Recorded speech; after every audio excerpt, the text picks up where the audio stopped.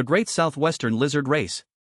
The giant monitor lizard scuttled across the desert, past the majestic, striped, rust-red buttes and mesas, kicking up plumes of dust that rose, dispersing, into a steel-blue sky cut intermittently by the Venus flash of faraway lightning.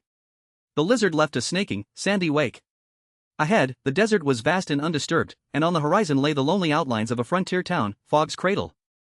Riding the lizard was O'Toole. "Ee-ya-ya," O'Toole yelled, "ee-ya-ya," with her leather cap pulled down firmly onto her forehead and a black bandana covering her mouth and nose to protect them from the swirling dust. Her entire torso was bent forward, touching the lizard's powerful body, as her legs gripped the same, and both the beast and its rider made haste toward town.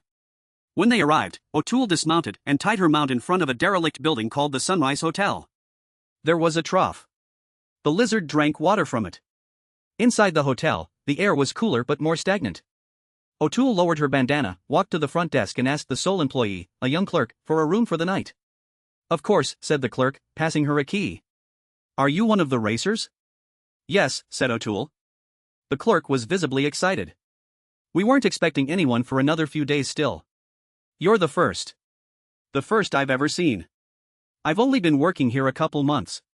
Because none of that was a question, O'Toole didn't answer. "Bring some feed out for my lizard," she said instead. "Of course," said the clerk, nodding. O'Toole walked up the creaking stairs, found her room, unlocked the door and walked in. It was a small, simple room, of the kind to which she had long ago grown accustomed. It would be, she decided, as good a room as any in which to do what she had decided to do. She took off her dusty outerwear, retrieved her notebook and pen from a pocket, and sat down at the room's small wooden desk. "Dear Zanetti," she wrote. "I address this to you as I have nobody else. If ever this finds you, please know you are the only competitor whose competition I ever valued. Without you, the race has lost all meaning.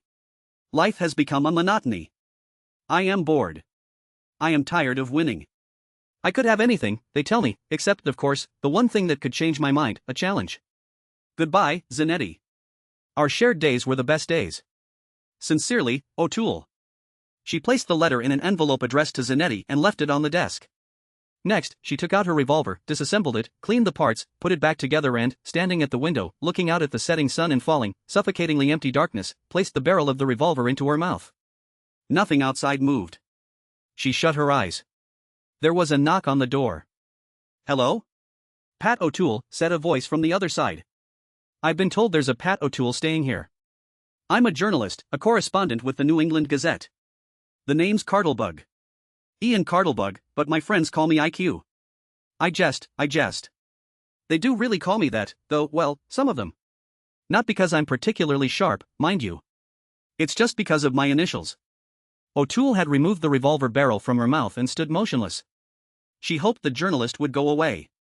"Not to be a stickler for the rules, but I am a credentialed journalist assigned to the Great Southwestern Lizard Race," Cardlebug continued. "And the rules do specify that contestants, unless physically or mentally incapacitated, that's from the regulations, must make time, also from the regulations, to speak to credentialed members of the press." There followed a hollow silence. "I promise I won't take much of your time. I just want a statement or two." O'Toole opened the door. "Yes?" "Oh," said Cardlebug, a little shocked, a little sheepish. "O'Toole is a woman. Well, I'm learning something already. Not that it matters.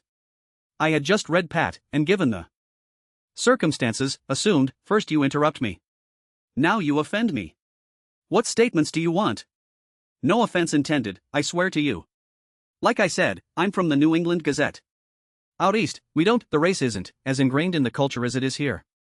I've done my research, obviously.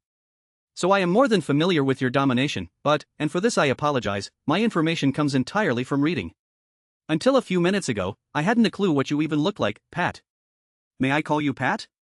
"No," said O'Toole. "Maybe we can talk over dinner," suggested Cardlebug, smiling. "I am rather hungry."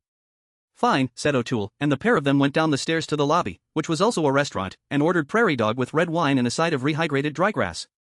"Do you mind if I take notes?" asked Cardlebug. "Be my guest," said O'Toole. He seemed more comfortable while holding a pencil. "So, I guess I'll start with, yet again, you, Pat O'Toole, no, scratch that, the indefatigable Pat O'Toole, are the first contestant to have arrived triumphantly at Fog's Cradle. How does it feel to be leading the race this year?" "Expected," answered O'Toole. Cardlebug wrote that down, underlined it and noted that it had been said with a confidence as arid as the surrounding landscape. He asked, do you feel any additional pressure, given you've won the last 9 races, and, if you win this year, you would be a champion lizard racer for an unprecedented 10th year in a row? 11th, O'Toole corrected him. Cardlebug checked his notes, counted on his fingers, and said, indeed. 11th. Admittedly, that does take a little wind out of my question, doesn't it? He laughed, briefly. 10 years though. Impressive. He whistled, tapping his notes with his pencil. Let me try this question then. 10 years ago, the race was won by the famous adventurer zoologist, Elias Zanetti. That was also the last time Elias Zanetti competed in the Great Southwestern Lizard Race. Since then, it has been all Pat O'Toole, Mr. Cardlebug, said O'Toole. You've no need to butter me up. It's a waste of time. I would very much like to return to my room. My apologies, I am doing you the courtesy of answering your questions, and I understand you are a young journalist who was hoping to make his mark upon the world. However, it is clear to me that you have no interest at all in lizard racing. None whatsoever, said Cardlebug. I appreciate the honesty. My pleasure. Night had fallen and the world beyond the hotel windows was black. In fact, said Cardlebug, I have a genuine fear of lizards. I don't understand how you can stand to sit on one, let alone ride. Just thinking about the swaying way they move gives me the unrepentant shivers. There's nobody in the world I trust more than my mount, said O'Toole. Is it true you can fall asleep riding it? Her. My apologies, again, her. It's true, said O'Toole. And, in terms of zoology, what kind of lizard is it, is she? A common Mexican giant monitor crossed with a purebred Brazilian constricting toadsucker, said O'Toole. Like the kind they use in the American Army? Cardlebug put down his pencil and was looking at O'Toole, who was looking at him. Yes. I interviewed a man once who rode one of those in the 1st Dragon Brigade, back in the German War, said Cardlebug. A horrific waste of life, said O'Toole. Say, are your parents still alive? No, said O'Toole, caught slightly off guard by the question. Why do you ask? I may not be interested in lizards or racing, but I am interested in people. I've noticed a certain isolation in people who are alone in the world. I presume you're alone, said Cardlebug. You're half my age, said O'Toole. I wasn't, I jest, said O'Toole, to quote a certain journalist. Right. Cardlebug laughed. A sense of humor. I didn't know you had one of those. It wasn't mentioned in your Gazette profile. Some things aren't publicly known. As to your point, yes, I am alone. I have always been alone, in your meaning of that word. And in your meaning of it? In my meaning, said O'Toole, we are, every one of us, alone in the world. I've got a sweetheart, back in Baston, said Cardlebug. And yet here you are, in the middle of nowhere, reporting on something you've absolutely no personal interest in. I'm paying my dues, making my career. A career in what, feigning interest? Do you aspire to be a professional pretender, asked O'Toole, her eyes, for the first time, sharp as scorpion stingers. Cardlebug chuckled. The profile in the Gazette also failed to mention your venom. Speaking of venom, I have a proposition for you, Mr. Cardlebug, said O'Toole. You need statements. Getting them will advance your career. The more press-worthy the statements, the quicker the advancement.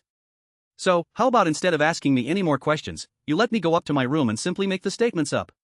They can be anything you like. I give you my word I won't deny them. The more salacious, the better. That's what readers like. Cardlebug picked up his pencil, then put it down. He ran a hand through his hair. No, I wouldn't want to do that, he said finally. I didn't come all the way out here to fabricate a story. If I wanted to fabricate it, I could have done that from my desk looking out over the Atlantic Ocean. Do you have a desk that looks out over the ocean? Asked O'Toole. Not yet. Don't you want one? I do, but I want to earn it. I'm sure you can understand that. What's success if it just gets handed to you on a platter? Mr. Cardlebug, said O'Toole. Yes? Are you feigning journalistic integrity with me? No, ma'am, I am not. Good, said O'Toole, but you do know that means pain, don't you? I've already gotten badly sunburnt. I hope you make it, said O'Toole, suddenly saddened, having remembered, after having temporarily forgotten, that soon she would go upstairs, put the revolver in her mouth again, and this time pull the trigger. So let me go back to a question I was going to ask you earlier, said Cardlebug, picking up his pencil again. How do you feel about the news that Elias Zanetti has entered this year's race? O'Toole said nothing. No comment, probed Cardlebug. Elias Zanetti has given up lizard racing. I was, as you know, present at the start of this year's race, and Elias Zanetti was not among the contestants, said O'Toole. I offered to give you the freedom to attribute to me any statement you wish. It was a fair offer. I shall not abide being baited, however, Mr. Cardlebug. Good night to you. O'Toole stood.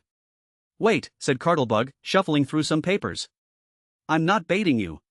Here, look, he thrust a news dispatch at her. As she read it, he said, he wasn't there at the start, that's true. But he joined the race later. See? Weeks after you had already set off, and he's riding a flying lizard, said O'Toole. She handed the dispatch back. I have to go, she said. Does that violate the regulations, riding a flying lizard? I've pored over the regulations and couldn't find a strict prohibition, Cartlebug called after her, but she was already heading for the stairs, and up them, unlocking her door and crossing to the wooden desk, from which she took the envelope addressed to Zanetti and ripped it up. She put on her outerwear. She put her revolver back in its place. When she came down the stairs again, Cartlebug was still in the lobby. He raised his head as she passed. Where are you going? He asked. O'Toole didn't answer. She exited the hotel doors, into the night. Her lizard had been fed. Her eyes were open. O'Toole untied the lizard and mounted her back. Yeah, she said. Yeah, and they were off, and soon Fogg's cradle had been swallowed up by the darkness, and O'Toole's vision had adjusted to the gloom, bringing the monumental buttes and mesas back into view, those silent, silhouetted guardians of a limitless desert horizon. The storms had passed. They rode all night and through the dawn. They rode until the afternoon, stopped for an hour in a patch of shade cast by what passed for a tree in the desert, and rode again. And for the first time in a long time, O'Toole rode with a long-lost companion, uncertainty. It was exhilarating, this reborn desire to know a future that had not been fated, a future which held the most valuable prize of all, finally, the prospect of defeat.